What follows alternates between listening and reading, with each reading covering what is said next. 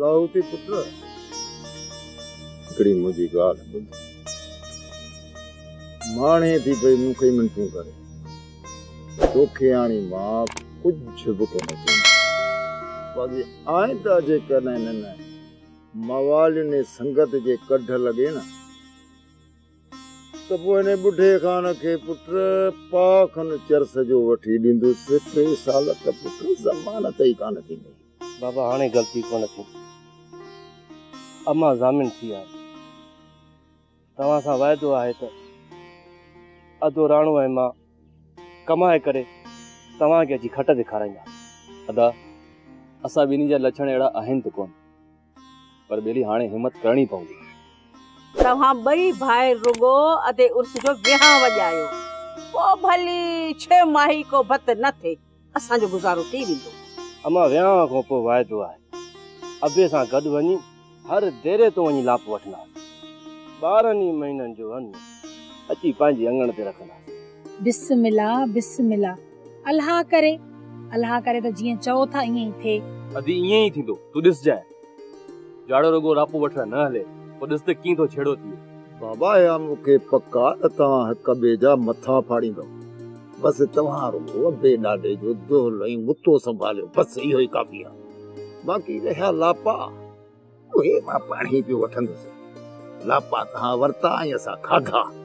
बाबा ही छो न लापो वठण वञनि आख़िर तुंहिंजे मोए खां पोइ हिननि खे त संभालणो आहे न। बाबा भला लापे वठण में कोई बि त कोन्हे सॼी ज़िंदगी चाचे साबुन वारा उर्स वारा लापो वठी त घर जो गुज़र सफ़र कंदा हुया। अदी होर तूं फिकर न कर जेकॾहिं न ज़रूरत पई त ढोल ऐं मुतो खणी मां ई अधो जाड़ो अमीरनि जे दर ते वञी वाॼो कंदासीं पोइ जेको मिलियो महीने ॿिनि जो ख़र्च त निकिरी वेंदो न अदा न इहो पिनण वारो कमु पाण को पुॼंदो ई कोन। असीं यार वेसी माण्हू घुमण फिरण वारा दोस्त यार छा चवंदा छोरा अञा संगत नहीं संगत तोखे पटका ॿधी तोखे रवानो कयो अञा बि तोखे संगत थी सघे। अगरियाणी हिकिड़ी ॻाल्हि ॿुधायांसि मुंहिंजे मोए या जेरे ई जाड़ो कान कोन अदा जाड़ा हिकिड़ी ॻाल्हि त ॿुध भला अलाह सां ईअं भुलिजी तोखे मंगण हार जे घर में पैदा छो कयो। तू सही थी चई आहिन त पुट फोग फकीर जा पर ख्याल त ॾिस अमीराणा ख्याल त न मीराणा। अमा तो दुआ कर मेहनत जो जहान आहे अलाह कंदो हिकु न हिकु ॾींहुं असांजी गुरबत ख़तम थी वेंदी। अड़े ॻाल्हि त ॿुध असीं छामी ग़रीब जग जहान वांगुरु असीं खाऊं था पियूं था चोरियूं था माणियूं था कहिड़ी बुख असांजे घर में छा जासी करी पयूं। बाक़ी सही तव्हां ॿई भाइर बचल खाने जे भाउ वांगुरु अमीर थियण था चाहियो ईअं न।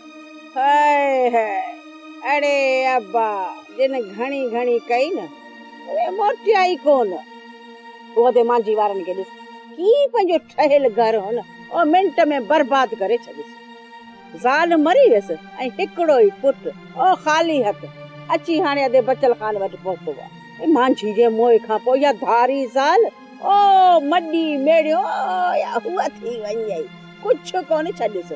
ॾिस बकराणी हेॾे ज़माने जा हाल वरी बि सलाम आहे बचल खान खे जो भेण जे करे भाणे जे मथां शफ़क़त जो हथ रखे। बाबा अल्लाह साईं करे त चाचे बचल खान जी भाणे जो इज्जत रखे न त हुन वेचारे जी त सॻे भाउ बि इज्जत कोन रखे असुल ख़याल ई कोन कईंसि। अधे सचल खान खे बि पंहिंजे इल्म ते वॾी आकड़ असुल दग पंध में मिलंदो आहे त ॿिनि आङुरनि जो बि हथ कंहिंखे न ॾींदो। पोइ त चाचे बचल खान खे शाबस आहे न नंढो वॾो राजो जेको बि माण्हू मिलेसि थो उन सां खिली प्यार सां ॻाल्हाए।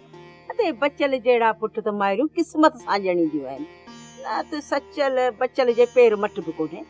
बकराणी मञण मुराद आहे मूं बि घणो ज़मानो ॾिठो आहे माण्हू ॾिठा ईअं खणी चइजे त माण्हू चारिया बि बाक़ी बाबा ने बचल खान वारे भाणेज में वॾो लो लिहाज़ ज़माने जा हाल ॾिठल अथसि न उन वीचारे में का आकड़ न का वॾाई।